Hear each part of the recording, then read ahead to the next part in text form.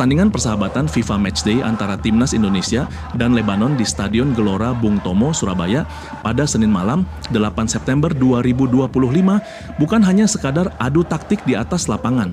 Jauh sebelum peluit kick-off dibunyikan, puluhan ribu supporter yang memadati stadion telah menciptakan momen magis yang sekali lagi menjadi sorotan, yakni saat lagu kebangsaan Indonesia Raya berkumandang.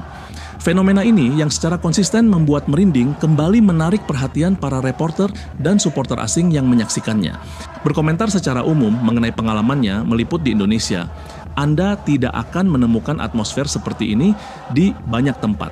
Saat lagu kebangsaan mereka dinyanyikan, itu bukan hanya formalitas, itu adalah sebuah deklarasi kekuatan, kebanggaan, dan persatuan. Anda bisa merasakan getaran stadion, dan itu adalah sesuatu yang akan selalu Anda ingat. Kekaguman serupa seringkali diekspresikan oleh para supporter lawan. Meskipun datang untuk mendukung tim mereka, banyak dari mereka yang tidak bisa menutupi rasa takjubnya. Seorang penggemar sepak bola dari Eropa yang kebetulan menyaksikan pertandingan Timnas Indonesia versus Lebanon berkomentar, "Saya datang untuk sepak bolanya, tetapi saya pulang dengan kenangan tentang para supporternya." Cara mereka menyanyikan lagu kebangsaan dengan penuh semangat membuat saya terdiam. Itu sangat kuat dan emosional, bahkan bagi saya yang bukan orang Indonesia.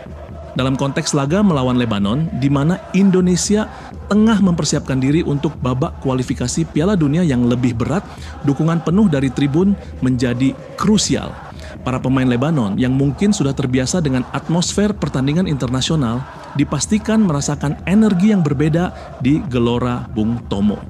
Momen lagu kebangsaan adalah pembuka dari pertunjukan semangat yang berlangsung selama 90 menit penuh.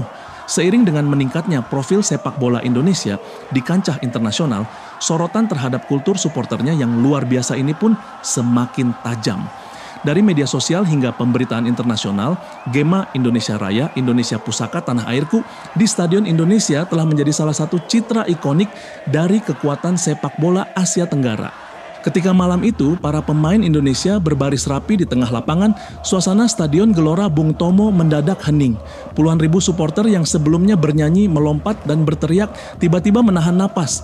Saat itulah lagu kebangsaan Indonesia Raya dikumandangkan. Dari tribun terdengar suara lantang supporter menyanyikannya bersama-sama. Bukan sekadar lantunan, tapi pekikan penuh jiwa.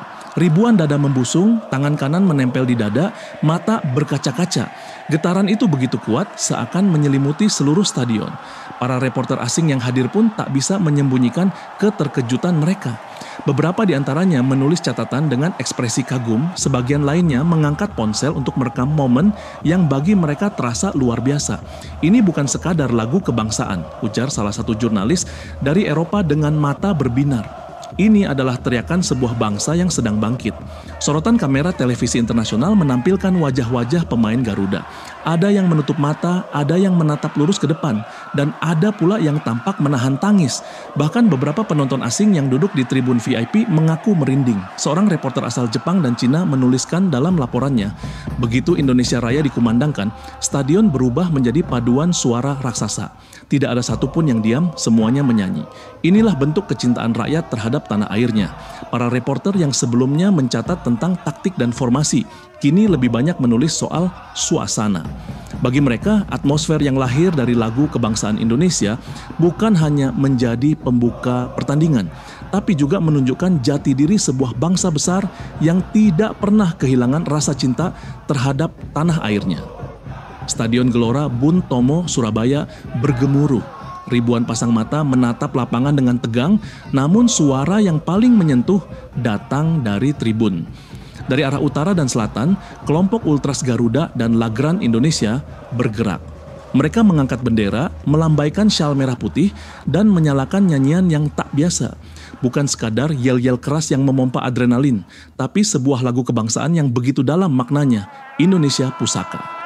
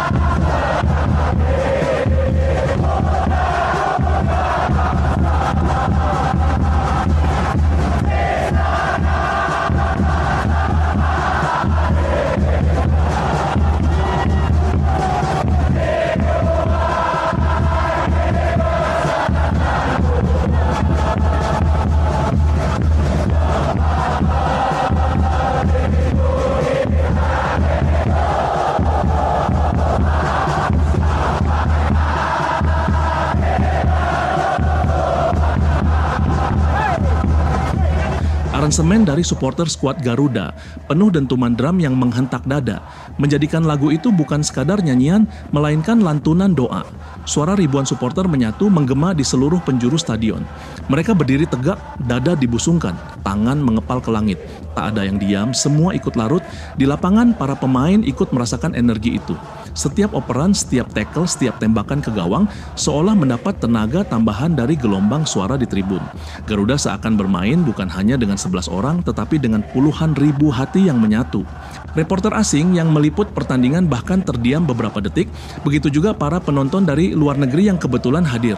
Mereka menyaksikan bagaimana satu bangsa bersatu dalam nyanyian, bukan sekadar mendukung tim, melainkan menunjukkan cinta yang tak tergoyahkan pada tanah air. Dentuman drum menyalakan semangat, liriknya membuat bulu kuduk merinding. Setiap bait seakan menjadi sumpah setia bahwa apapun yang terjadi di lapangan malam itu, Indonesia tidak pernah berjalan sendiri. Inilah momen di mana sepak bola bukan sekadar olahraga, tapi wadah persatuan, panggung pengorbanan, dan simbol cinta yang tak terbatas pada Indonesia. Laga yang seharusnya menjadi ajang uji coba strategi berubah menjadi arena pertarungan fisik.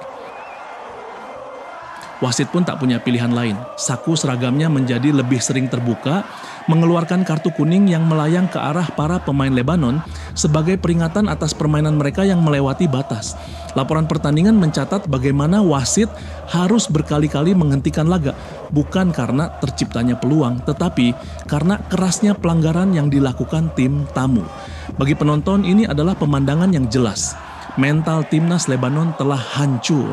Mereka datang ke Surabaya mungkin dengan kepercayaan diri, namun dihantam oleh tembok suara Garuda. Walaupun hasil berakhir dengan skor kacamata, Indonesia sejatinya memenangkan pertarungan yang jauh lebih krusial, pertarungan mental.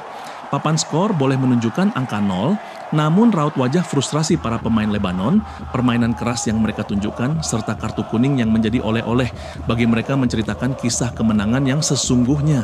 Timnas Lebanon tidak hanya datang untuk melawan 11 pemain timnas Indonesia, mereka datang untuk melawan puluhan ribu jiwa yang telah memulai ritualnya. Sebuah ritual yang puncaknya merusak mental dan membuat disiplin mereka di lapangan berantakan. Momen paling sakral sekaligus paling mengintimidasi adalah ketika lagu kebangsaan Indonesia Pusaka dikumandangkan oleh supporter skuad Garuda. Terlihat jelas bahwa para pemain Lebanon tidak nyaman. Tekanan supporter yang tak berhenti barang sedetik pun membuat mereka terburu-buru dan kerap kehilangan bola. Alih-alih membalas dengan skema permainan yang cerdas, mereka justru terpancing untuk bermain kasar. Tackle-tackle keras mulai menjadi pemandangan biasa. Para pemain Indonesia seperti Ricky Kambuaya harus merasakan betul bagaimana frustrasinya lawan yang melampiaskannya lewat pelanggaran-pelanggaran yang tidak perlu.